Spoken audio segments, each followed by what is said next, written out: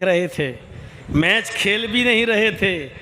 पूरी रात जियो और एयरटेल की तरफ से मिलने वाला 2 GB डाटा भी देखकर ख़त्म नहीं कर रहे थे, बल्कि नमाज पढ़ने की बात और रोज़ा रखने की बात उन्होंने कही थी, नेक काम करने की बात उन्होंने कही थी। लेकिन अल्लाह के रसूल ने इससे भी मना कर दिया और फरमाया नहीं, तुम रात भर नमाज पढ़ना चाहते हो, कहाँ नहीं, तुम ऐसा नहीं कर सकते। तुम दिन भर रोज़ा रखना चाहते हो हमेशा, तुम्हारे लिए ये काम भी गलत है, नहीं कर सकते। और ए हजरत जी, तुम बीवी बच्चों को छोड़ोगे, रात में नमाज और दिन में रोज़ा? हाँ। तो कहा कि अच्छा एक बात बताओ, अल्लाह से तुम ज़्यादा डरते हो या मैं? साहबा बोले अल्लाह के नबी, हम कहाँ, आपसे ज़्यादा कौन अल्लाह से डरने वाला होगा, आप ज़्यादा डरते हैं। अल्लाह का खौफ तुम्हें ज़्यादा है या मुझे? नहीं, आपको ज़्यादा है। तकवा तुम्हारे अंदर ज़्यादा है या मेरे अंदर? नहीं, आप ही के अंदर है। तो कहा जब मैं तुम में सबसे ज़्यादा अल्लाह का खौफ खाने वाला, अल्लाह से डरने वाला और अल्लाह का तकवा अपने दिल में पैदा करने वाला हूँ, तो मेरा तो ये हाल है कि मैं रात के आखिरी हिस्से में उठता हूँ, 2 हिस्से में सोता हूँ। इशा की नमाज के बाद फजर तक हम रात के 3 हिस्से कर लेते हैं, 2 हिस्सा में सोता हूँ और आखिरी हिस्से में मैं उठता हूँ। मैं नमाज भी पढ़ता हूँ और कभी कभी मैं एक एक करके सारी बीवियों के पास भी जाता हूँ, मैं बीवियों से मिलता भी हूँ, उनके हुकूक भी अदा करता हूँ।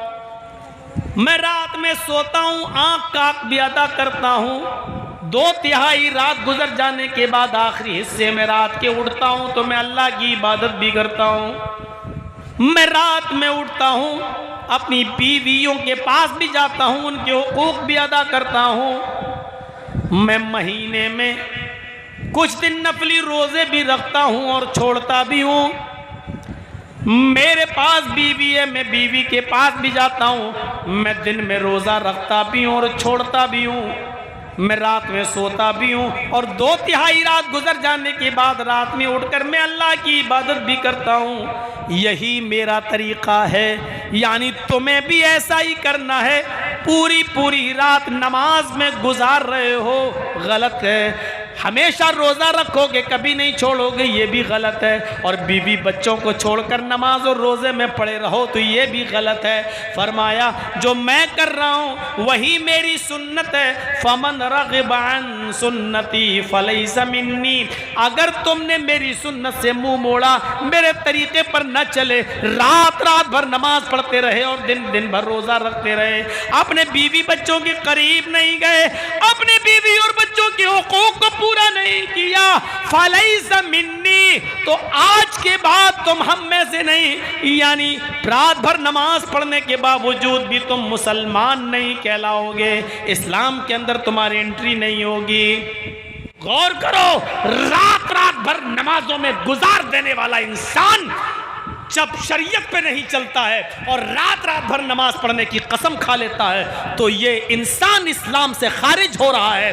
रात रात भर मैच देखने वाले, रात रात भर कैरम बोर्ड खेलने वालों, तुम्हें पूरी पूरी रात कैरम बोर्ड और मैच खेलने में गुजारने की परमिशन कहां से मिल गई? हमारे नबी ने पूरी पूरी रात नमाज पढ़ने की इजाजत नहीं दी है। हमारे नबी ने हमेशा हर दिन रोजा रखने की इजाजत नहीं दी है। कैरम बोर्ड खेल कर अपना पूरा दिन बर्बाद करने की और पूरा मैच खेल खेल कर अपनी पूरी रात बर्बाद करने की इजाजत तुम्हें कौन सी शरीयत में मिल गई? जरा अपने नफ्स से पूछो, अपने दिल से पूछो। हिसाब व किताब का दिन तो एक मुतय्यन है, यौमुल हिसाब, वो तो होना ही होना है। कभी अपने नफ्स, अपने ज़मीर, अपने गरीबानों का बटन खोलकर, अपने गरीबानों में झांक कर अपने दिल से अपना हिसाब लो, अपना भी मुहासिबा करो, एहतिसाब नफ्स करो कि तुम्हें किसने इजाज़त दे दी। पूरी पूरी रात मोबाइल में लगे रहना और पूरी पूरी रात जब तक ये 2 GB 4 GB 5 हम आप इस्तेमाल नहीं कर लेंगे हम सोएंगे नहीं, और हर रात इसको मामूल बना लेना, ये इजाज़त किसने दी? शरीयत। ये नबी अकरम की रहमत है। अगर आप कहते कि नहीं तुम बहुत अच्छा कर रहे हो, रात भर नमाज पढ़ोगे, ठीक है, तुम हमेशा रोज़ा रखोगे, बड़ा अच्छा काम है, आपकी रहमत को ये गवारा नहीं हुआ। एक आदमी जब रात भर नमाज ही पढ़ता रहेगा तो दिन में फिर वो मेहनत नहीं कर पाएगा, मजदूरी नहीं कर पाएगा, रिज़्क़ हलाल नहीं कमा पाएगा, फिर वो अपने बीवी और बच्चों को क्या खिलाएगा। इसलिए फरमाया कि रात का कुछ हिस्सा सोया भी करो और आखिरी हिस्से में उठकर अल्लाह की इबादत भी कर लिया करो। आपने हमेशा दिन में रोज़ा रखने को मना कर दिया। जब तुम दिन भर रोज़ा ही रखते रहोगे और हमेशा रखोगे तो नहीफ और कमज़ोर हो जाओगे, तुम्हारी तंदुरुस्त सेहत ख़राब हो जाएगी।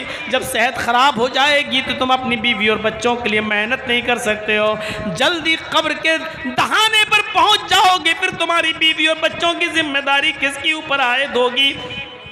रहमतुल लिल आलमीन की रहमत जोश में आती है और आपने दिन भर रोज़ा रखने से मना कर दिया है, आपने पूरी पूरी रात इबादत करने से मना कर दिया है। आपने फरमाया कि रात का कुछ हिस्सा सोया भी करो और 2/3 गुजर जाने के बाद आप उठकर अल्लाह की इबादत में लग जाया करो।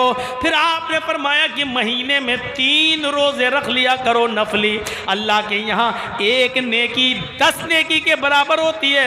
अगर तुमने 3 रोज़े रख लिए महीने में तो तुम्हें 30 रोज़ों का सवाब मिलेगा।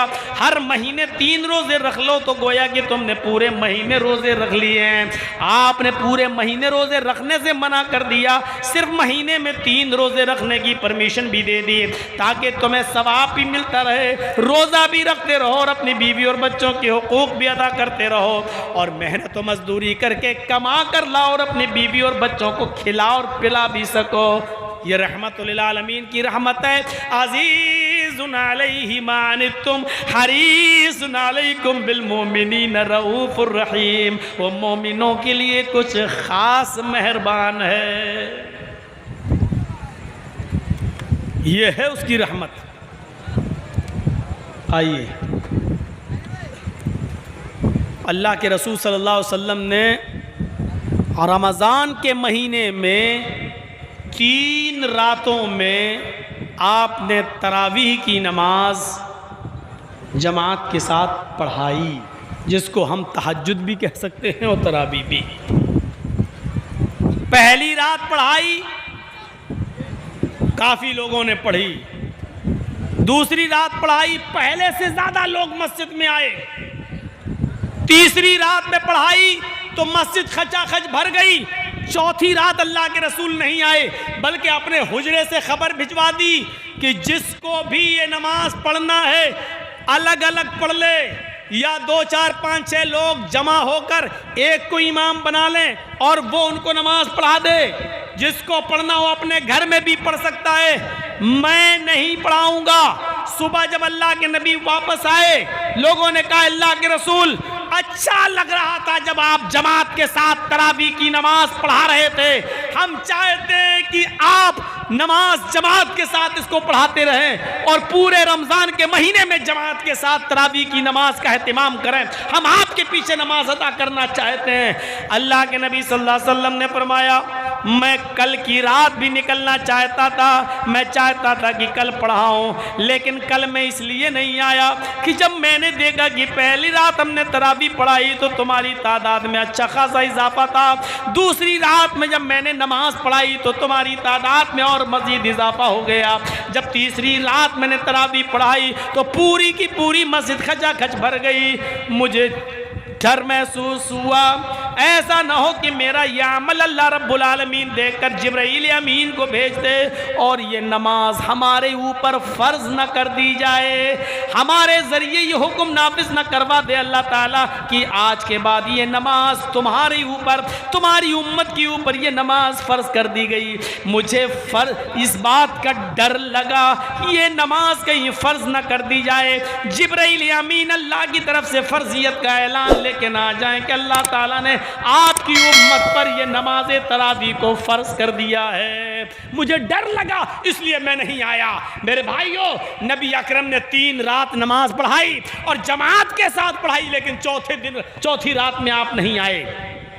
चौथी रात में आप नहीं आए, वजह क्या बताई?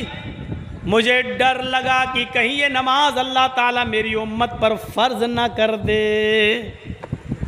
अगर मेरी उम्मत पर ये नमाज फ़र्ज़ कर दी जाए और फिर मेरी उम्मत ना पढ़ पाए तो जहन्नम के करीब चली जाएगी। ये नबी अकरम की रहमत का तकाज़ा देखिए कि आप चौथी रात नमाज पढ़ाने ही नहीं निकले। क्यों? क्योंकि डर लगने लगा कि कहीं फ़र्ज़ ना हो जाए। मेरी उम्मत पर नबी अकरम का चौथी रात में ना निकलना